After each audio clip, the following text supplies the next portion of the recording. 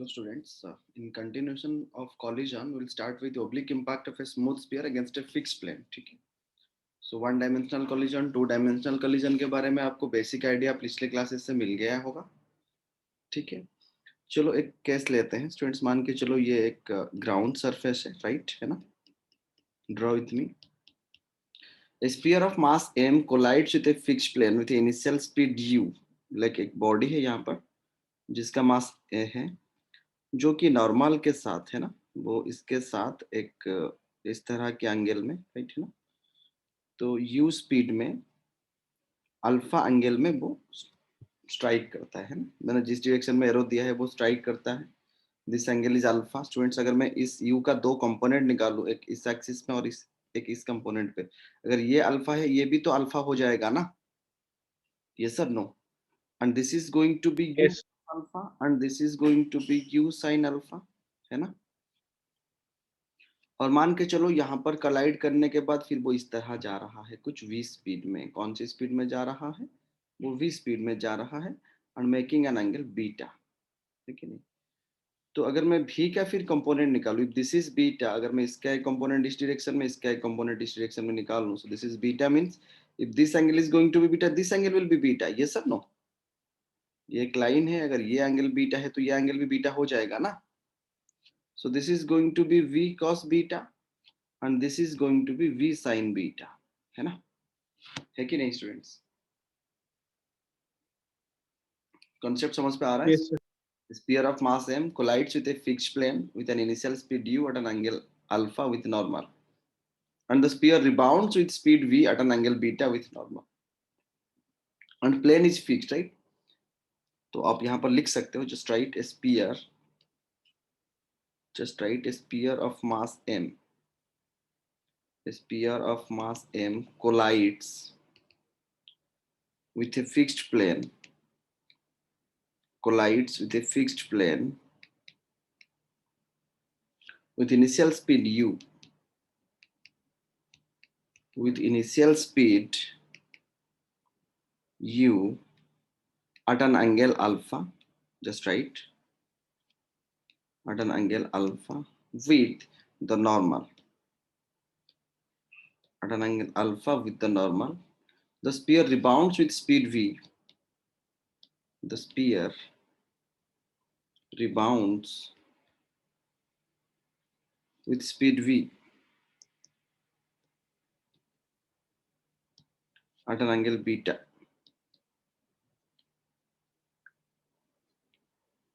with normal, है ना. जो मैं अभी बता रहा था थियोरेटिकल फॉर्म में उसको लिख दिया, you can understand later on. ठीक है. And the plane being fixed, तो फिक्स्ड मतलब प्लेन को अगर हम लेंगे तो उसका तो वेलोसिटी जीरो था, रेस्ट है. The plane being fixed remains at rest, है ना. remains at rest, correct.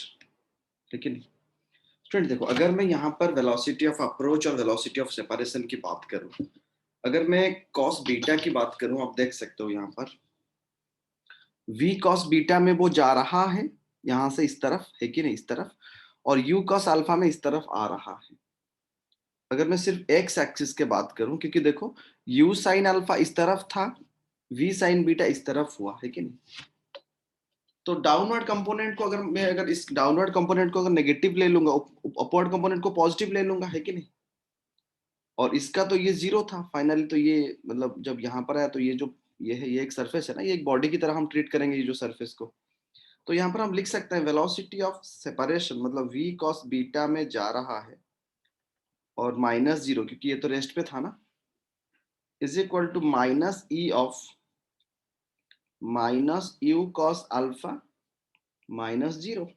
समझ पे आया मैं क्या क्या कह रहा हूँ? वेलोसिटी ऑफ सेपरेशन ये है ना v cos बीटा, और वेलोसिटी ऑफ अप्रोच कितना था, u cos अल्फा था ना. मैं वर्टिकल की बात कर रहा हूँ, था कि नहीं. ये अगर पॉजिटिव नीचे की ऊपर की तरफ अगर पॉजिटिव लिया इसको, अगर इसको मैंने पॉजिटिव ले लिया तो इसको क्या ले लूंगा स्टूडेंट, इस पार्ट को नेगेटिव ले लूंगा ना मैं, है कि नहीं. आयुष, अभिनव, गेटिंग ना? Yes, Yes, sir. sir. ठीक है. तो फिर आप देख सकते हो यहाँ पर, अगर मैं इसको यहाँ पर देखूँ तो अगर डाउनवर्ड मतलब इसको मतलब यहाँ पर आप नोट के हिसाब से लिख सकते हो, क्योंकि बाद में आपको समझ अगर कंफ्यूजन हुआ तो आपको समझ पे आ सकता है, right. The downward component u cos alpha is negative, है ना। और वो तो जीरो था इसलिए इसको भी जीरो ले लिया, इसको भी जीरो ले लिया, क्योंकि वो सरफेस जो रेस्ट पे था। तो इसलिए अगर मैं उसको थोड़ा अरेंज करके लिख दूं तो v cos beta is equal to क्या हो जाएगा, e into u cos alpha हो जाएगा, होगा कि नहीं। v cos beta is equal to e u cos alpha. अभी ना अंडरस्टूड कैसे हुआ, coefficient of restitution, Yes, sir. Velocity minus velocity of approach, समझ पे आया सबको, आया कि नहीं। Yes, sir. Yes, sir. There is no force along the common tangent, ये जो कॉमन टेंजेंट में लिया हूं उसके अलोंग पे कोई फोर्स नहीं है, मतलब द वेलोसिटी और the momentum of the sphere remains constant, क्योंकि देखो ये u sin अल्फा था ना, उसी डायरेक्शन पे था और वो उसी डायरेक्शन पे है कि नहीं। so that means you can write u sin alpha is equal to v sin beta, लिख सकते हैं कि नहीं। तो आप दूसरे पॉइंट पे ये ऐड कर दो, is there is no force, right, is there is no force, is there is no force along the common tangent, there is no force along the common tangent, right, the velocity, the velocity ले सकते हो, अगर मास multiply कर दो उसको momentum भी बोल सकते हैं ना, the velocity momentum of the sphere remains constant along that direction, remains constant, remains constant along that direction,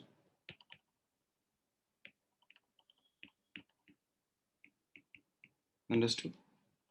तो इसी कारण हम ये लिख सकते हैं u sin alpha is equal to v sin beta, understood और नॉट स्टूडेंट, समझ पे आया। ये दो दो इक्वेशन समझ पे आ गया आपको, क्यों लिखा मैंने दो Yes, sir. इक्वेशन आ गया। देखो ये रिकॉर्डिंग भी हो रहा है, अगर अभी समझ पे आ रहा है, अगर बाद में नहीं आएगा तो सारे लेक्चर्स आज तक जितने भी क्लासेस हुआ है सारे रिकॉर्डिंग्स आप में अवेलेबल है, राइट। और ये इक्वेशन वन और इक्वेशन टू को अगर हम कंबाइन करें, right, combining equation one and two, मतलब मैं स्क्वायर करता हूँ v square cos square beta v square sine square alpha, मतलब दोनों को स्क्वायर करके अगर मैं ऐड करूँ तो ये मुझे मिल जाएगा स्टूडेंट्स, आप देख सकते हो v is equal to u whole, इसको आप सिंप्लीफाई कर सकते हो e cos square alpha plus sine square alpha, squaring and adding both sides, ठीक है। ये आप देख सकते हो v का जो है v जो है वो इस फॉर्मेट पे आ जाएगा, right, u whole into square cos square alpha plus sine square alpha, है कि नहीं। और ये जो बीटा जो है, अगर मैं यहाँ पर बीटा को दोनों को अगर मैं डिवाइड कर दूं, राइट, cos बीटा कैंसिल हो गया, वी भी मतलब v sine alpha by cos beta, sign beta by cos alpha, इस तरह अगर मैं करूं तो मुझे tan बीटा भी मिल सकता है, can get tan beta is equal to tan alpha by u, है ना, आप देख सकते हो यहाँ पर। सो यहाँ से अगर मैं देखूं तो मुझे अगर बीटा निकालना होता है, कहीं पे अगर क्वेश्चन पे दिया हुआ है tan inverse of tan alpha bye e, मतलब स्टूडेंट मैं ये इसीलिए बता रहा हूँ कि कहीं पे है ना वो अल्फा दे दिया है बीटा दे दिया है आपको, नहीं तो फिर अल्फा दे दिया है कोएफिशिएंट ऑफ रेस्ट्रिक्शन दिया हुआ है, तो मतलब क्वेश्चन पे आपको स्टूडेंट गुमराह हो जाते हैं कि यार कैसे निकाले इसको, ये तो अल्फा दिया हुआ है सिर्फ और कोएफिशिएंट ऑफ रेस्ट्रिक्शन दिया हुआ है, बीटा कैसे निकालेंगे, समझ पे आ रहा है ना। तो पूरा डेरिवेशन अगर दिमाग पे नहीं है तो आप ये फॉर्मूला कैसे अप्लाई करोगे, गेटिंग माई पॉइंट और नॉट, स्टूडेंट समझ पे आ रहा है ना। Yes. और अगर उसने इस तरह की केसेस में उसने इस तरह दे दिया, उस केसेस में क्या, ये जनरलाइज, ये इनइलास्टिक के लिए मैंने बताया, राइट। अगर परफेक्टली इलास्टिक कॉलिजन है, right, for a perfectly elastic collision, for a perfectly elastic collision मतलब E1 हो जाएगा ना स्टूडेंट्स, हो जाएगा कि नहीं। तो अगर E1 हो गया तो यहाँ पर आप देखो, अगर मैं यहाँ पर E की वैल्यू 1 डाल दूं इस इक्वेशन पे, जो इक्वेशन मैंने निकाला अगर इस पे मैंने E का वैल्यू 1 डाल दूं मैं, तो cos square alpha plus sin square alpha 1 हो जाएगा ना, ये sin स्क्वायर अल्फा है, हो जाएगा ना। तो दैट मीन्स अगर को ये के लिए क्या हो जाएगा कि इलास्टिक के लिए v is equal to u बन जाएगा कि नहीं। ठीक ना स्टूडेंट्स। और बीटा की जो वैल्यू हमने यहाँ पर अभी निकाले, ई के जगह में आप डाल देते तो बीटा इज इक्वल टू क्या हो जाएगा, tan इनवर्स ऑफ अल्फा हो जाएगा, tan inverse of tan alpha हो जाएगा। तो मतलब अल्फा ही हो जाएगा इलास्टिक कोलिजन के लिए, beta is equal to alpha हो जाएगा। अगर इनलास्टिक कोलिजन है तो मैंने फॉर्मूला बता दिया आपको कैसे वी निकालना है, यू बी में क्या रिलेशन से और बीटा में क्या रिलेशन से। अंडरस्टूड ना? और यहाँ तक सबको समझ पे आ गया? Yes, sir. For elastic collision, sphere rebounds with the same speed at same angle on the other side. मतलब अगर इलास्टिक दे दिया कहीं पे, अगर उसने इलास्टिक दे दिया तो आप ये मान लेना कि इलास्टिक मतलब क्या है कि वो सेम एंगल पे, अगर यहाँ से जितने भी एंगल में वो आ रहा है थीटा, यहाँ से जितने स्पीड में बॉडी आ रहा है, कोलाइड कर रहा है इलास्टिकली, मतलब यहाँ से भी थीटा बन के यू में निकल जाएगा। अंडरस्टूड ना ये वाला चीज? अंडरस्टूड स्टूडेंट्स ये वाला? Yes. चलो इसके बाद हम एक क्वेश्चंस करते हैं, इस चीज के सारे चीजें हम निकालेंगे। जैसे कि नंबर 1 पे write the question, a ball is projected, लिखो a ball is projected with an initial velocity, a ball is projected with an initial velocity, is projected with an initial velocity u at an angle theta, u at an angle theta, right? A ball is projected with an initial velocity u at an angle theta to the horizontal surface,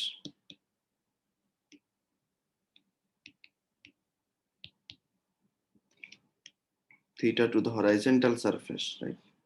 If E is the coefficient of restitution, if E is the coefficient of restitution, if E is the coefficient of restitution between the ball and the surface,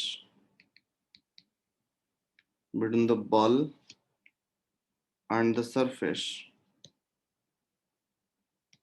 then इसके regarding क्या क्या mechanics है, समझ पे आ रहा है ना students?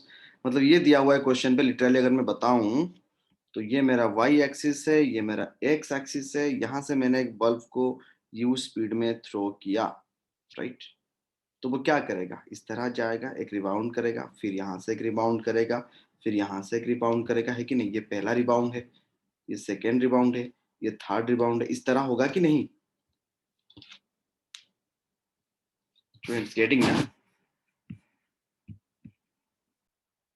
देखो ये जो केस हमने अभी की है, ठीक है, इसका ये है the case is like this कि ये x एक्सिस है, right, visible, this is y axis है ना, विजिबल हो रहा है, Yes, sir. राइट है ना? तो यहां से हमने बॉडी को थ्रो किया, राइट, इस तरह प्रोजेक्टाइल मोशन आप ऑलरेडी पढ़ चुके हो, दिस इज u, अगर ये थीटा है ना, इस तरफ, मतलब ये पहला मैंने जैसे कि बताया पहला रिबाउंड है, इसको इस तरह से ले लो, वो कुछ रिबाउंड भी कर सकता है, राइट है ना? तो यहाँ से जब उसने यहाँ से गया तो इस तरफ का वेलोसिटी क्या था, u cos थीटा था, और इस तरफ की वेलोसिटी u sin थीटा था। मान के चलो यहाँ पहुंचने के लिए उसको t टाइम लगा, है कि नहीं? और जब यहाँ पर पहुंचेगा, मैंने बताया कि ये इनइलास्टिक है, मतलब कोएफिशिएंट ऑफ रेस्टिट्यूशन कुछ है, कोएफिशिएंट ऑफ रेस्टिट्यूशन जो है वो डिसाइड करेगा कि ये कितने देर तक फिर सेकंड में जाएगा, राइट? तो पहला कोलिजन जब यहाँ से फिर वो निकलेगा, अगर u है और वो कुछ इस तरह उसने निकला, तो यहाँ तक जो टाइम है, time taken for fast rebound, मतलब पहला टाइम जो हम निकालेंगे वो टाइम कितना होगा, that time is how much, पहला रिबाउंड के लिए 2u sin theta by g, ये आप ऑलरेडी 2 डायमेंशनल मोशन पे पढ़ चुके हैं। Total time of flight is 2u by g, और यहाँ पर 2u sin theta by g है ना?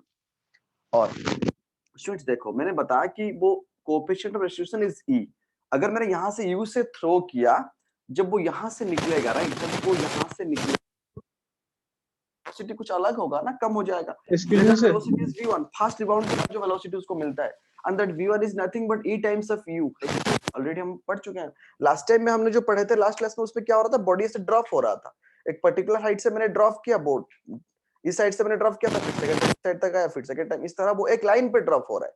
बट यहाँ पर जो ड्रॉपिंग है उस पे क्या हो रहा है कि वो ऐसे जा रहा है, राइट, यहाँ से यहाँ तक कैसे लिया, फिर यहाँ तक लिया, फिर यहाँ तक लिया, समझ में आ रहा है कि नहीं? चलो देखो यहाँ पर, तो ये v1 इज इक्वल टू, तो ये जो टोटल टाइम इस और इसके बीच में जो टाइम लगेगा, राइट, अगर हमने इस टाइम को अगर t1 ले लिए, मतलब फास्ट कोलिजन के लिए जो टाइम है this is the time taken for fast collision, right? इसको हम लिख सकते हैं time taken for fast collision, right? Time taken for fast collision, उसको हमने ये निकाल दिया, राइट? अभी time taken for second collision निकालते हैं, मतलब time interval between first and second collision, right? ये जो पहला और सेकंड कॉलिजन के बीच में time interval, right? Time interval between first and second collision लिखो। Time interval between first and second collision. Students देखो, यहाँ पर वेलोसिटी कितना आया है, v1 आया है ना, उस टाइम को हम t1 ले लेते हैं, क्योंकि इसको t लिए थे, इसको t1 ले लेते हैं। और t1 कितना हो जाएगा, 2 u sin थीटा इसके लिए था, बट यहाँ पर तो v1 से जा रहा है ना, तो कितना हो जाएगा वो, that is v1 sin theta by g। और v1 के बदले में हम क्या लिख सकते हैं, e into u, 2eu into sin theta by g।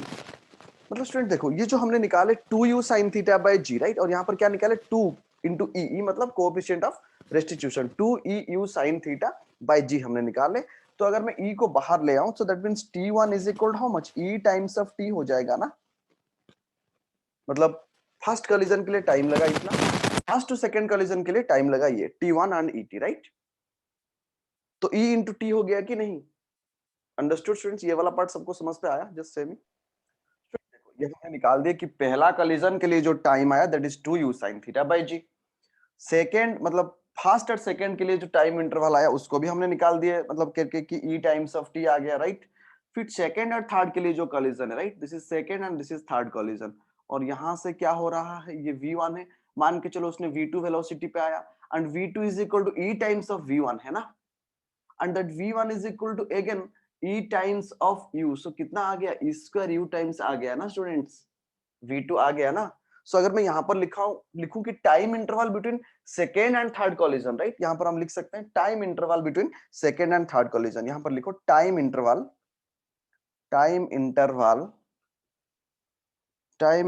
Between second and third collision, time interval between second and third collision, right? Time interval between second and third collision मतलब क्या होगा स्टूडेंट्स, t2 टाइम ले लेते हैं, that is equal to क्या लिखेंगे, 2v, क्या लिखेंगे, v2 लिखेंगे ना, 2v2 sin theta by g लिखेंगे, है कि नहीं? और v2 के बदले में हम क्या डाल सकते हैं, स्क्वायर u डाल सकते हैं, स्क्वायर को बाहर ले आओ, बाकी 2u sin theta by g। तो फाइनली कहने का ये मतलब है, तो आप यहां से देख सकते हो, राइट है ना? तो यू कैन सी हियर, आप यहां से देख सकते हो कि ये जो है कितना हो गया, E square times of T हो गया, राइट? समझ पे आ रहा है ना लॉजिक? पहले के लिए कितना टाइम लगा था, टी टाइम लगा था। फर्स्ट और सेकंड के बीच में क्या टाइम लगा, ई टाइम्स ऑफ टी लगा। सेकंड और थर्ड के बीच में क्या लगा, E square times of T लगा, राइट? गेटिंग और नॉट स्टूडेंट्स माय पॉइंट? समझ पे आ रहा है ना? तो हमने तो ऐसा नहीं कि मतलब पूरा वो स्टॉप होने तक, वो वी डोंट नो कि कितने कॉलिजन के बाद वो स्ट्राइक करेगा, but we I want to find the total time, है कि नहीं? मुझे अभी टोटल टाइम निकालना है। सो जस्ट राइट द, मतलब हम अभी need the time interval, the total time of flight, पूरा रुकने तक वो कितना टाइम गया होगा, right? The total time of flight, यहाँ पर लिख दो students, the total time of flight, right? The total time of flight, right? The total time of flight, so that is how much, t, ये कितना है, t है, plus t1 plus t2। इस तरह की हम सीरीज बना सकते हैं ना, we can make a series like this, t plus t1 plus t2, है कि नहीं? और कितना आया वो अब देख सकते हो यहाँ पर। So that is equal to, अब यहाँ से फिर मैं थोड़ा बता देता हूँ आपको, t plus e times of t plus e square times of t dot dot dot like that. तो ये एक सीरीज बन जाएगा कि नहीं, है कि नहीं? इसको एक सीरीज हम बना सकते हैं कि नहीं? तो चलो लिख देते हैं फाइनली यहाँ पर, अगर मैं इसको कॉमन ले लूं तो फाइनली हमें ये मिल जाएगा। थोड़ा इसको मैं मिटा देता हूँ, आप ऑलरेडी लिख चुके हो इसको, राइट? तो इस तरह से अगर मैं निकालूं टोटल टाइम, तो t कॉमन लेने से स्टूडेंट्स क्या हो जाएगा, 1 plus e square plus dot dot dot, है कि नहीं? अरिथमेटिक प्रोग्रेशन और ज्योमेट्रिक प्रोग्रेशन में आप इसके बारे में पढ़ चुके होंगे। So the total time t dash is equal how much, t by 1 minus e, right? अगर टोटल टाइम को मैं t डैश ले लूं स्टॉप होने से पहले, तो that is t by 1 plus इस सीरीज क्या है, 1 by 1 minus e, right? So t dash total time before coming to, जब तक ये स्टॉप नहीं हुआ है, राइट? ये क्या होगा, that is t dash is equal to t by 1 minus e, है ना students?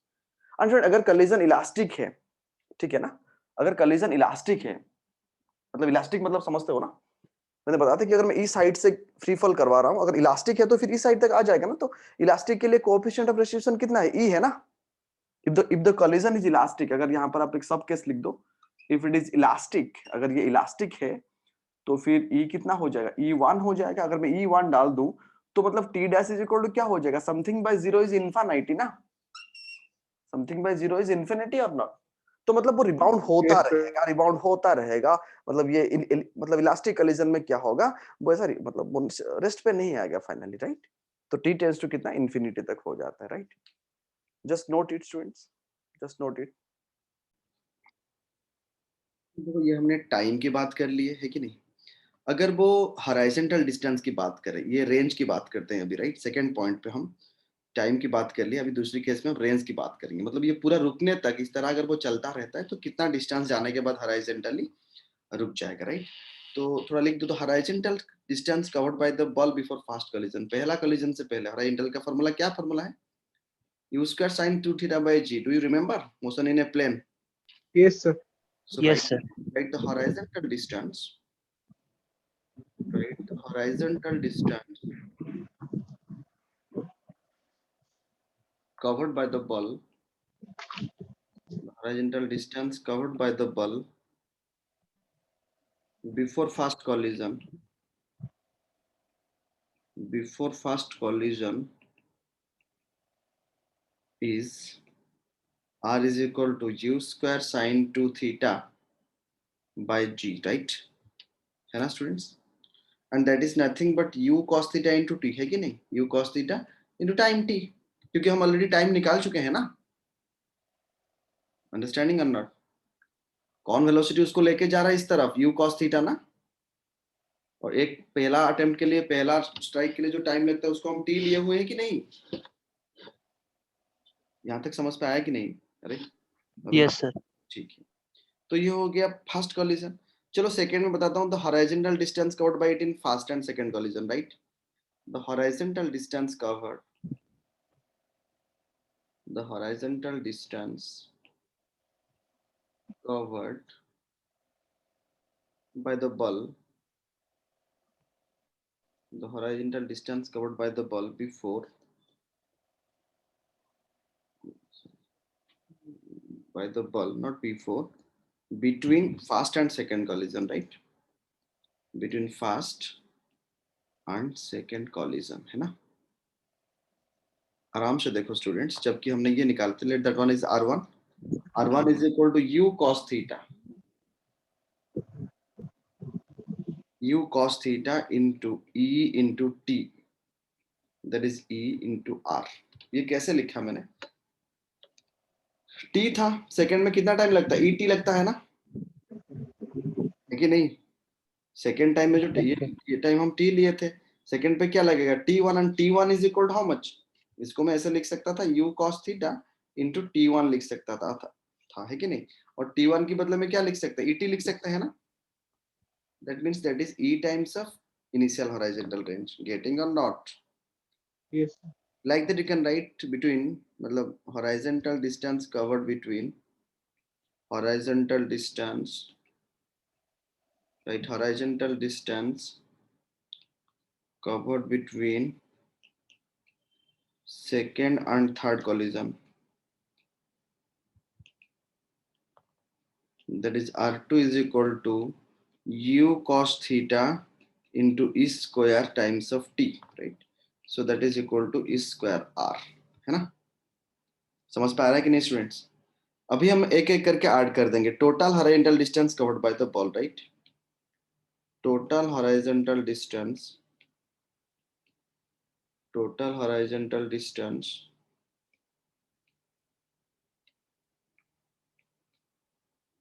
covered by the ball, total horizontal distance covered by the ball कितना होगा student? That is r dash मान के चलते हैं, जस्ट ए मिनट, उसको यह मान के चलते हैं r dash, and that r dash is equal how much? r not plus r1 plus r2 plus r3, right. So that is r plus r1 कितना? er है ना, r2 कितना? e स्क्वायर r है ना, है कि नहीं? सो आर कॉमन लेने से क्या हो जाएगा 1 plus e square dot dot dot, ठीक है नहीं, और इसका क्या आ जाएगा final r dash is equal to how much r whole by 1 minus e. Time समझ पे आ गया होगा, ये भी समझ पे आ रहा है ना? Yes sir. सिर्फ कोएफिशिएंट ऑफ इलास्टिसिटी दिया होगा, पहला आर दिया होगा, तो आप पता लगा सकते हो ना कि कितने देर के बाद कितना डिस्टेंस जाके वो रुक जाएगा, निकाल सकते हैं कि नहीं? Yes sir. Yes, sir. Technically questions को डील करना होगा, वहां पर लगेगा कि यार कुछ तो गिवन नहीं है, कैसे निकालेंगे, तो इसलिए मैं सारे का डेरिवेशन अभी से बता दे रहा हूँ फिलहाल, right? For perfectly elastic collision ये क्या होता है 1 होता है ना, तो ई 1 डाल देंगे तो r dash is equal to infinity हो जाएगा कि नहीं, मतलब ये चलता रहेगा, गेटिंग और नॉट अंडरस्टैंडिंग ना स्टूडेंट्स? Yes, sir. और अभी निकालते हैं कि कितना मैक्सिमम हाइट हो जाता है, ये मैक्सिमम हाइट है ना मेरा, जो मैक्सिमम हाइट का क्या फॉर्मूला है, you square sine square theta by 2g ना, Yes, sir. मैक्सिमम हाइट का फॉर्मूला। तो नेक्स्ट इसके बाद ऐड करो, नेक्स्ट नंबर पे ऐड करो, तो maximum height reached, the maximum height reached, the maximum height reached by the bulb, the maximum height reached by the bulb before fast collision, before fast collision, right? That is h is equal to कितना हो जाएगा u squared sin square theta by 2g, है ना? So that is equal to u sin theta का whole square by 2g, correct? है कि नहीं students? Yes, sir. और maximum height reaches between first and second, right? Maximum height reaches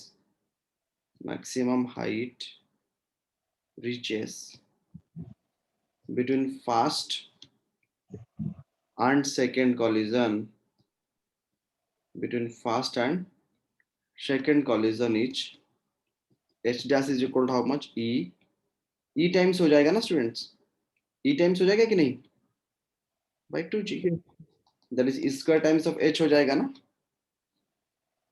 तो इस तरह अगर मैं टोटल सम ऑफ निकालूं, right, the sum of maximum heights, last part है ये, don't, the sum of maximum heights, the sum of maximum heights reached by the bulb is h dash is equal to h plus h1 plus h2, इस तरह होगा कि नहीं, that is h plus e square h plus e to the power 4h 1 plus e square plus e to the power 4, है ना? तो इसको अगर मैं सीरीज निकालूं तो that is also h by 1 minus e square, हो सकता है कि नहीं? ये Yes, फॉर्मूला sir.